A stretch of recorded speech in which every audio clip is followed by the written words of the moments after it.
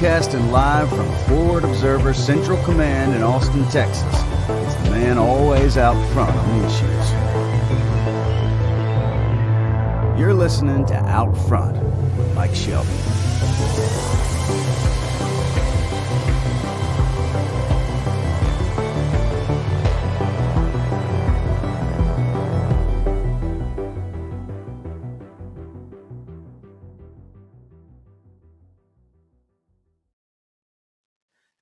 Hello and good afternoon, everybody. Welcome to Out Front. I am your host, Mike Shelby. First of all, happy Cardano payday to everybody. If you're a Cardano holder and you have your token staked, you got paid today. Also, should I start doing a shout out of the day? Because I was listening to some more Akira the Don this afternoon, and he commented on our show yesterday. So that's pretty cool. He's got clout. Definitely check out his music, Akira the Don, D-O-N. He's got a ton of stuff on YouTube. And if you want to listen to a great song, in my opinion, I'm a fan of Alien, which features Elon Musk. Also, shout out to Elon Musk for buying 9.2% of Twitter shares for $3 billion or however much it was. Do YouTube next. All right, on today's show, I'm talking about Chinese threats, hot off the press, Ray Dalio's warning about another war, some old notes that Max had on China, and I'm blatantly stealing them for today's show if we have time. And we're also diving into something yesterday about Jamie Dimon, JP Morgan CEO. He absolutely eviscerated Joe Biden in his letter to shareholders yesterday. But first, let's get into John Spencer's mini manual of the Urban Defender. In yesterday's show, I posted a PDF link where you can download this mini manual of the Urban Defender. John Spencer, retired Army major. He's now a head of something at a think tank somewhere.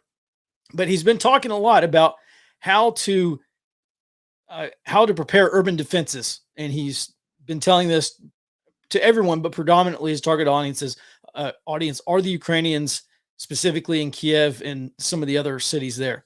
There's a few points that I want to make. Number one, he says that on page 3, he goes over his rules of urban defense, and he says that the defense is the strongest form of war. The very next rule is never stop preparing the defense. And I'm not picking through this manual page by page, although we could probably take several hours and go through it.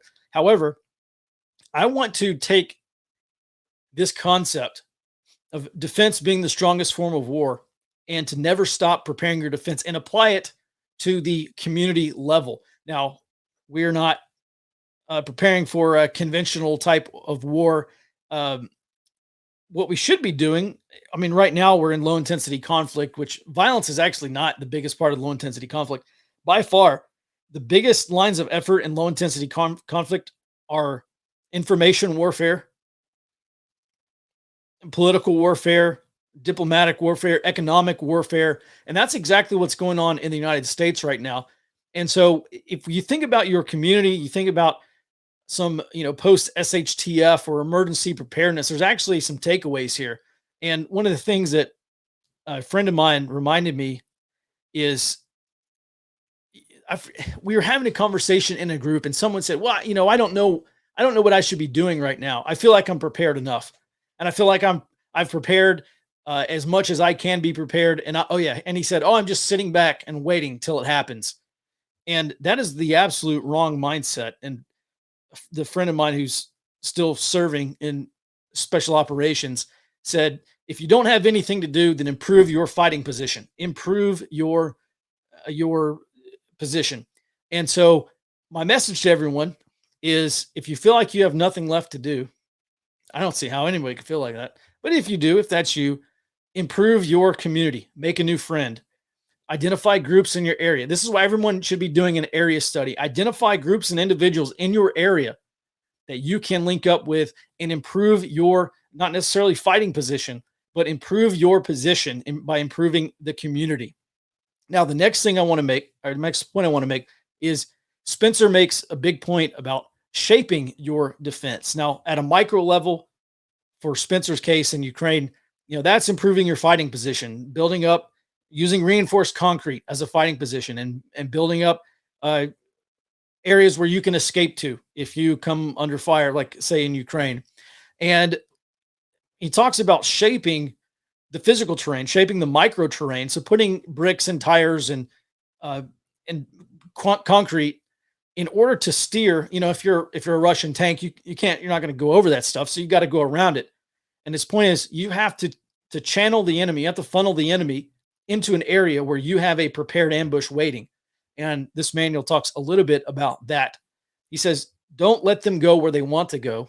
Have them go where you want them to go. And here's what he says about this. I'll just read you kind of the short paragraph here. This is another one of his principles. He says, as soon as the urban defender decides to fight, they must start to plan and shape the urban area to their plans. The urban defender never stops preparing, even when they are fighting. They can have some fighters shooting while others are continuing to build obstacles, positions, and more.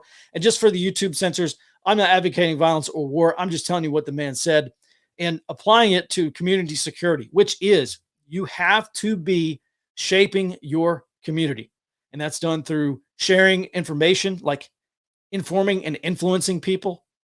I hear all the time, oh, Mike, how do I go out and meet my neighbors? I want to start a neighborhood watch. I want to start an area or a county-wide preparedness network. How do I approach these people? Well, the easiest way is to go and look at crime that's happening in your area and go up to a neighbor's house or go to a friend and say, hey, by the way, this is everything that's happened in your community, or this is everything that's happened recently here. Gang activity, drug activity, shootings, murders, whatever. And say, this is what's going on. Do you think this is going to get better if inflation continues to rise? Do you think this is going to get better if we do have food shortages, or if we do suffer some of the effects of food unavailability, or whatever the government's going to call it? Do you think this is going to get better during the next recession? Do you think this is going to get better if we have, I'm not saying we will, but if we have an economic collapse? And the answer to that is no. None of this stuff's going to improve. None of this stuff is going to improve this decade, and maybe ever. So I think that's a good tack for some people. And I wouldn't try to shove it down their throat and just say, oh man, you got to freak out and you got to get crazy and we got to go do all this preparedness stuff. I would just say, I would ask a question. Do you think this is going to improve, or do you think this is going to get worse? And if their opinion is likely to be, well, yeah, I think it's going to get worse. Well, now you have an end. You say, well, let's start preparing for that as a neighborhood. Let's start a neighborhood watch. Or come join our preparedness network. We're a group of people, and we have law enforcement, we got plumbers and electricians, and we got a doctor in here, and use some form of social proof to start this thing. And you are going to be preparing your position for the future if you start doing those things. And I'm going to leave that right there. Let me tell you about something here that's also something that's hot off the press. I just saw this here. NATO says Ukraine to decide on peace deal with Russia. Everything I'm seeing in the financial world, I was just looking at JP Morgan and Goldman Sachs and Bank of America today, and their outlook on the future is almost wholly dependent on how long this war between Russia and Ukraine lasts. The longer the war goes, the more disruption we're going to experience. Fertilizer is going to lead to food. Oil and gas, another problem. So it is almost like Ukraine and Zelensky. Basically, parts of your future is going to be dependent on how long Ukraine wants to fight this war before they give up Donbass. And look, for YouTube censors, I'm not advocating anything, and I'm not defending what Russia's doing. What Russia's doing is a fact of life. We can't go back and say, well, he shouldn't be doing this, because you know what? Everyone knows that doesn't change anything. All this complaining in hindsight doesn't do anything. It's a fact of life. Ukraine is going to lose the Donbass, period. I don't think there's a way around it unless we go fight World War III over it, which I also don't want to happen. So, I look at Goldman and JP Morgan's and a lot of other investment banks and financial firms coming out and basically saying, look, these problems are going to last into 2023 because of the disruption that's going on with Russia and Ukraine. The longer that conflict goes, the more disruption there's going to be, and the longer the pain's going to last. And so the question then becomes, at what point does Zelensky and at what point does Ukraine come out and say, well, we have to face facts. You're going to take the Donbass from us anyway, and try to end the conflict. And there's been two previous. It's funny. There's been twice in March. There was maybe good news that the Ukrainians were making progress and the Russians were making progress in these peace talks, or at least trying to agree to some kind of ceasefire. I mean, this thing has just devolved into an incredibly brutal conflict. And by the way, before I finish this next thought, let me introduce this. The warning, the warning to all of us is the brutality and civilian deaths in the Ukraine-Russia war should be a warning to everyone in this country not to start anything that you're not willing to win. I'm willing to bet, without trying to sound extreme, something like this in the United States, if low intensity conflict does boil over into something much worse, I think we're going to see the exact same kinds of brutality in the United States that we are seeing in Russia and Ukraine. And it should really serve as a warning to everybody. So at any rate, this is something we're keeping an eye on. This over at Fort Observer, the peace talks between Ukraine and Russia. If this thing lasts more months, I mean, if this thing drags out into the summer, maybe into the fall, then honestly, I think, maybe a good way to look at it is for every quarter. If for every quarter this drags on, you can probably tack on maybe a year of disruption, because the same thing that happened, the same breakdown of the supply chain that we saw in 2020 and 2021 is now affecting fertilizer. And fertilizer is not just something that you can create massive amounts of and distribute all throughout the world, especially since we see more and more countries shutting down or limiting exports. By the way, Greece now has implemented food rationing. A couple of other countries like Spain and some other countries were limiting food exports, or thinking about a temporary ban on food exports. So look, the longer this goes on, I think we just start to add years onto the disruption, and I'll leave it at that. By the way, if you're over in the high side chat, go ahead and post your questions in there. Hello to everyone that's saying hello in there. All right, let's move on to this Chinese warning here, because this also is hot off the press. So the United States, Great Britain, and Australia some time ago struck a deal. They struck an agreement to develop a hypersonic weapons and electronic warfare capabilities program jointly. And the Chinese ambassador to the UN, he just said this afternoon. His name is Zhang Jun. He said, quote, anyone who does not want to see the Ukrainian crisis should refrain from doing things which may lead to the other parts of the world into a crisis like this. All right. Apparently that's word for word what he said. I just copied and pasted it. Basically what he's saying, if you don't want to see a Ukraine crisis in other parts of the world, then you should avoid doing the things that are going to lead to that, which that's in direct reference to this joint U.S., British, and Australian agreement to develop these hypersonic weapons. Pretty incredible. And actually, I was looking through some data today. There was a general who said that for what this is worth, that U.S. hypersonic weapons program he said nascent, as in it is not very developed at all. And that's something we've also talked about quite a bit here. Let's get to Ray Dalio here. I'm a big fan of not Ray Dalio as a person, but the kinds of things that Ray Dalio is saying, because I think Ray Dalio is sold out to China. So what Ray Dalio has been saying has been very interesting. And I read his book, Changing World Order. I think everyone should read it, frankly.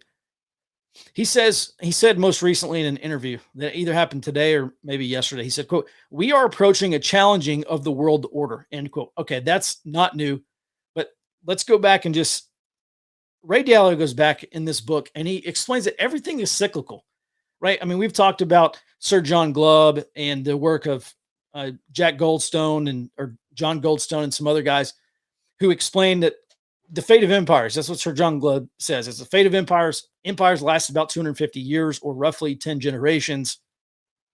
And I do. I absolutely believe all this stuff is cyclical. And you can go back to the work of Ibn Khaldun, who's a 14th century Arab philosopher.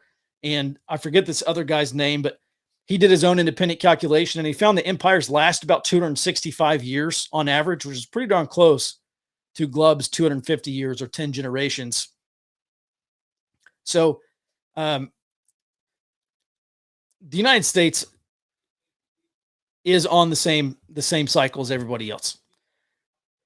Back to what Ray Dalio was in that I think we're at the end, we're at the nearing the tail end of the U.S. empire here, American empire. At any rate, he goes. The point I want to make about this Ray Dalio interview is that he says there is, quote, an increased likelihood of some kind of war, end quote. He goes on. There are 5 kinds of wars. There's a trade war, a technology war, a geopolitical / influence war, a capital war, which he says we're in the midst of right now, and then there's a military war. He continues, quote, those things drive countries to be self-sufficient and independent, and as a result, globalization diminishes and nationalization or nationalism increases. One reason why inflation is likely to be persistent, as in this is not just a supply crunch right now, is that we are seeing regionalization and localization of the supply chain. I mentioned previously, this is one of the biggest trends in China right now. They are trying to end their global supply chain and bring as much of their supply chain as close to China as they can.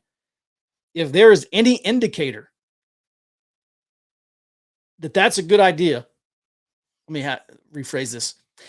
That China doing this is an indication that we should also be doing this. And we are not, to the best of my knowledge. At any rate, Ray Dalio. Oh yeah, one other thing I want to talk about is the reason why inflation is likely to be higher is because prices are going to be higher because it's very costly to bring manufacturing back to the Western Hemisphere. It's very costly to do all that. It takes massive capital expenditures. You got to pay people more than the 50 cents a day they make in China or whatever they make. And so higher prices are going to get passed on to the consumer. That means inflation is going to be higher in the future. A couple other things Ray Dalio said. He says, quote, when you run very large deficits, you have to spend a lot on social programs. You have to spend a lot on defense.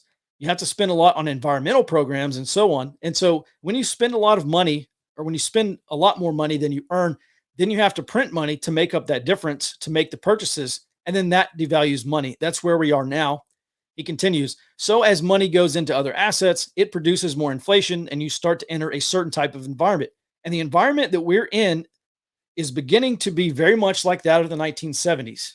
And the 1970s was the great inflation when we had double-digit, by CPI, double-digit inflation. Now, if you go back and you calculate today's inflation back when they calculated it in 1970, our inflation is something more like 15 or 16%, not the reduced CPI, how they calculate it now. At any rate, my outlook on inflation stays the same. I think it's going to continue to get worse. Here's the thing. All we are going to experience, I don't think we're going to experience deflation, not anytime soon. There's inflation, which is rising prices, and then there's disinflation, which you're still having inflation, but disinflation means CPI would fall from 8% to 7.5%, down to 6.5 or down to 5.5%. So we're still having inflation in the future. It's decelerating. So that's called disinflation. That is not deflation. And you're going to hear a lot of people make that mistake here in the next, probably second half of this year when we start having disinflation. But the thing is, if you go back to look at the late 1960s, there was a big spike in inflation, and then we had disinflation. And then there was another big spike, and this was the granddaddy of spikes. And then it came back down, we had disinflation. And then you had another spike of inflation. So if Larry Summers and Ray Dalio are right, that we are entering into the 1970s, I think we're likely to see these spikes where inflation explodes, and then we have disinflation and explodes. And it's going to be a long, at least 3 to 5 years, maybe 10 years out. By the way, Ben, if you can help me pull some questions, I'm going to jump on a question here. If you can help me pull some questions from YouTube and throw them in the queue over here, I would be greatly appreciative. Sheeple, that's a better question for Dan on the cyber stuff. Dan and maybe Dustin.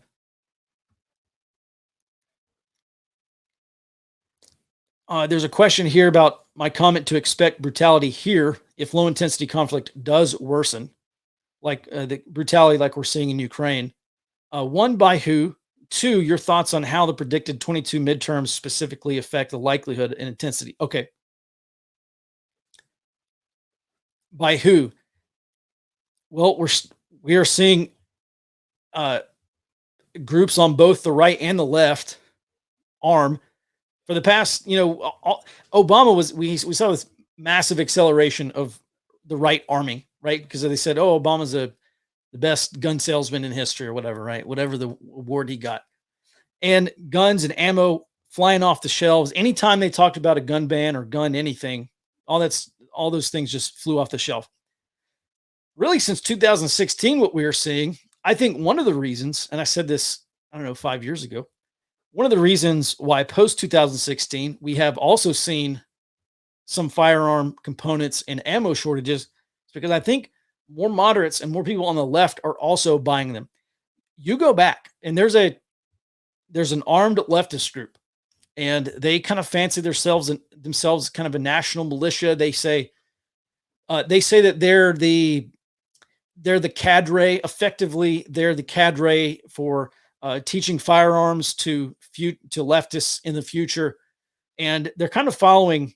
I'm not saying they are following this model, but you look at the old Soviet military, and everybody said, "Oh yeah, the Soviet military is hollow." Yeah, they had like 10% of the officers or 10% of the cadre in the military who knew what to do, and then they said, "Well, we're just going to call up a bunch of conscripts, and we're going to backfill the remaining 90% of this military unit.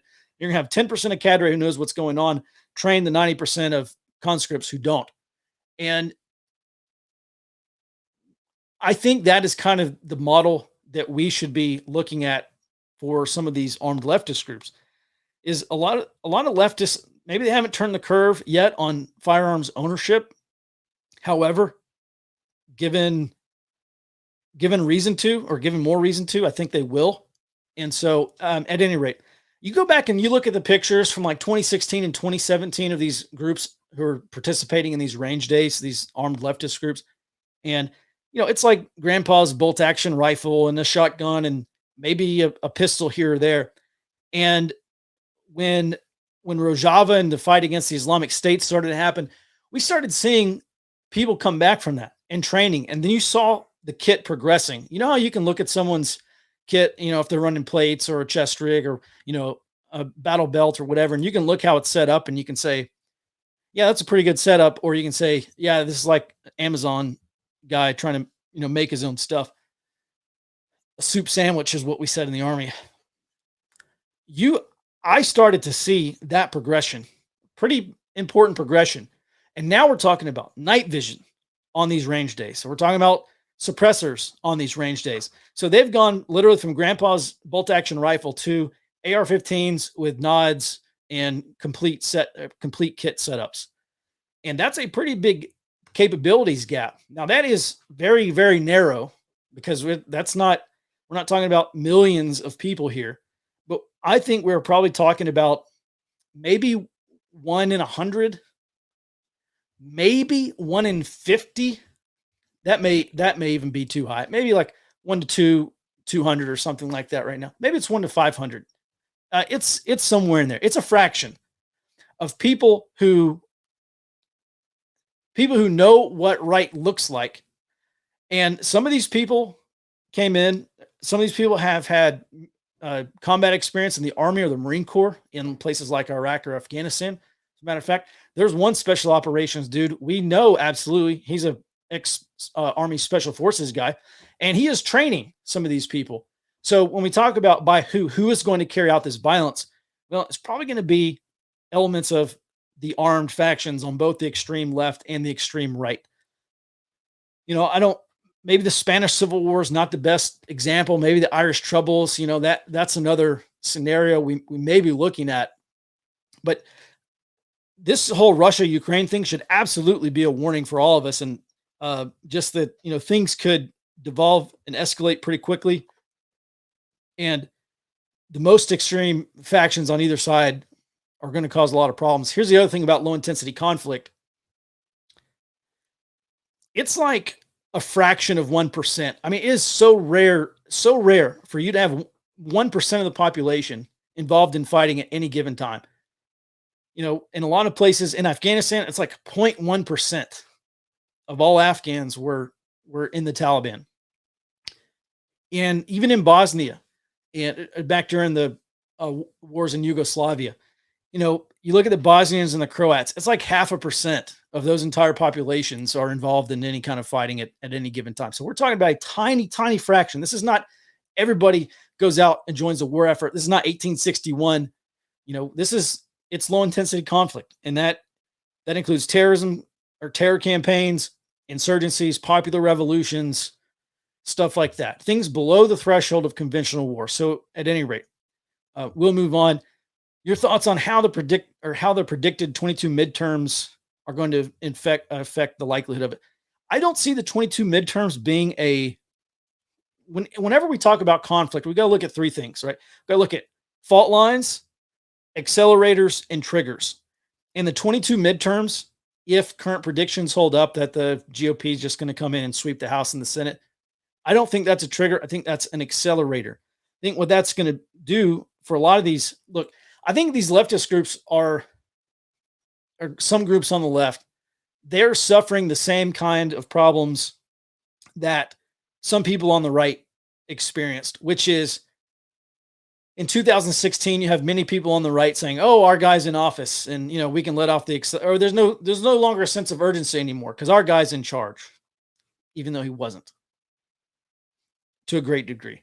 And I think that since Biden got elected, the farthest left, I don't think they've let off the gas. It's just been difficult for them to mobilize more people beyond the most extreme on the left, because even those parts on the left, I think, well, we're in charge. We got the House and the Senate, and there's no sense of urgency because the fascists are no longer in charge. That's what they say. So I think the shift in Congress back to Republicans, even though I don't really think that's going to change a whole lot, because it's the same. I mean, by and large, it's the same dirtbags getting in there. They're just wearing different colors and they got a different animal on their lapel pin or whatever. But I think that's going to be an accelerator, not a trigger. That's my view. I could be wrong. I guess we'll see. All right. We'll do a couple questions here before. Actually, you know what? Let me talk about this last thing here, and maybe I'll get to a couple questions. By the way, we're going to do this show on YouTube every day and also stream it over for subscribers. If you want to support the show, we don't have Patreon. We don't have a tip jar or anything like that. No Bitcoin address. If you want to support the show, you can join. You can become a subscriber. You get access to our daily early warning show. It's every morning at 9 a.m. We do the daily essay, and then we jump into the early warning report, which is long form, more around the world type brief. And then I'm on the show in the afternoon at 2 p.m. Also, by the way, we're starting to do afternoon briefs as well. And so if you want access to all that, you can join at www.forwardobserver.com/subscribe. Yes. There's a question of clarification here. Can you explain the difference between a trigger and accelerator? Yeah. So a fault line can be political or ideological, could be racial, religious. I think there's a fault line here between, the rural urban divide, I think is a fault line. An accelerator is if you think about a pot boiling over, an accelerator is someone turning the temperature up. And, you on a pot of water, you turn the temperature up, eventually you might bring it to a low boil. That's an accelerator. And then a trigger is when that thing explodes or when that thing boils over, and that's the actual trigger event. So, you look back in the Arab Spring, what was the trigger for that? This dude named Mohammed Bouazizi, who lit himself on fire in protest because the police came by and ransacked his fruit cart. That's an example of a trigger. And what will that trigger be? I don't know. The funny thing is not funny, just the weird thing is about the Arab Spring and Mohammed Bouazizi is that 1 month previous to that, there was another guy who self-immolated. He lit himself on fire. The same thing that Mohammed Bouazizi did a month prior. And I don't even know if it made headlines. So calling triggers is really tricky. It's not just something like, oh, this event happened. George Floyd's another good example of a trigger. You have all this pin up emotion and anger and resentment, and then you have the straw that breaks the camel's back. That was George Floyd, Mohammed Bouazizi. Who knows what the next thing's going to be? It may just be the presidential election. It may be the contested election in 2024. So, Sheeple, I hope that explains it for you. You know what? I'm going to save these notes on China. There's a U.S. assessment of the Pacific that I'm going to get to tomorrow. I'm going to push this Jamie Diamondback thing tomorrow too. We'll get to 3 questions, whatever 3 questions that are here in the chat, and we'll call it a day. If the world becomes multipolar, first of all, that's not an if, but okay, the world will become multipolar. If the world becomes multipolar, would a Pan America be our pole? How many regions would be in power? Would global conflict decrease? All right, that's a good question. When we talk about polarity of the world, we're talking about where the world's major power centers are, okay? And power can be economic, it can be military, it can be diplomatic power. And so when we talk about a multipolar world, we're talking about, well, the financial center will no longer just be New York, right? It was never, for a time, the financial center of the world maybe was London. It's not the financial center of the world anymore. And so London or New York will be to London as I don't know. I mean, eventually this stuff's going to in a multipolar world, we're going to have a lot more economic power in China. And, Beijing or Shanghai or somewhere like that is going to be one of the financial poles of the world. And that's just due to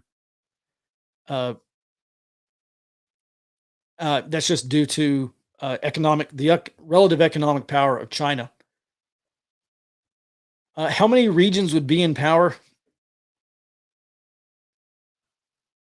Well, I don't know. I've seen a lot of people trying to make the case that if India can reform their economy, they stand to be a powerhouse just by the volume of people they have there. They got 1 billion people there.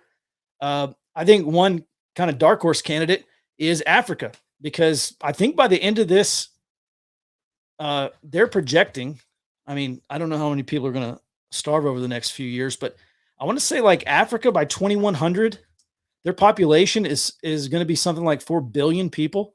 Yeah, 3.8 billion people, according to the UN, and who knows how accurate that is. They say the total population of the world, the UN does, in the year 2100 is going to be about 10.8 billion people. So roughly, Africa is going to be about 30% of the world at the end of 2100. That's a lot of potentially economic power just by volume of transactions here. I see this comment in the thing. Inflation is not the increase in prices. Inflation is an increase in the money supply. That is so incredibly untrue. Inflation is the increase in prices. By the way, Ben, thanks for putting that PDF in the chat here. All right. Yeah, as far as this, going back to this polar world, would global conflict decrease? No, I think conflict's going to increase. Here's the deal. If you go back and you look at low intensity conflicts by number all around the world, we hit the high water mark in like 1989 to 1991. And then all of a sudden, these low intensity conflicts, these guerrilla wars, these insurgencies, popular revolutions, all of a sudden, they began to decline. Very precipitously, they declined. And why is that? It's the fall of the Soviet Union. Because the United States and the Soviet Union, instead of going to conventional war against each other, they just enabled proxies to go to war against each other. And that's why we had these global conflicts in South and Central America, in the Middle East, in Africa, in Asia. You had a lot of wars being fought. Now let's apply that concept to the United States and China. Could China and the United States find opposite sides of insurgency and counterinsurgency against each other over the next couple of decades. Yeah. Not sure that, not sure that's 100% concept here, but I do think that is I think that's a possibility. So will global conflict decrease? Maybe nation state conflict will decrease, but low intensity conflict and gray zone warfare is probably going to go through the roof in a multipolar world. How much do you disagree with Peter Schiff on financial system issues? I don't know. I don't follow Schiff close enough to know what all his opinions on financial systems are. I just think it's funny every time he tweets against Bitcoin, he's like jumping through the roof when gold hit $2,000 an ounce, and he's like celebrating a 1% increase in the rise of gold. When Bitcoin this morning is up 59% off its 52-week lows. So if you bought Bitcoin 1 year ago, you're up 59%, and we have Peter Schiff here celebrating a 1% jump in the price of gold, and it's back down again. So I don't know. I pretty strongly disagree with him on that. All right. Where are the experienced troops and equipment that Putin has been holding back, maybe preparing for a second front? I don't know. I don't know. That's a better question for Dustin. I'm not your Russia guy. All right. We're going to call it a day. So everyone, thanks for watching. We will be back in your inbox tomorrow morning at 9 a.m., followed by Dustin anchoring the daily essay shortly after that. And I will be back on this show at 2 p.m. at Central Time. Everybody, thanks for watching. Until next time, be well and stay out front.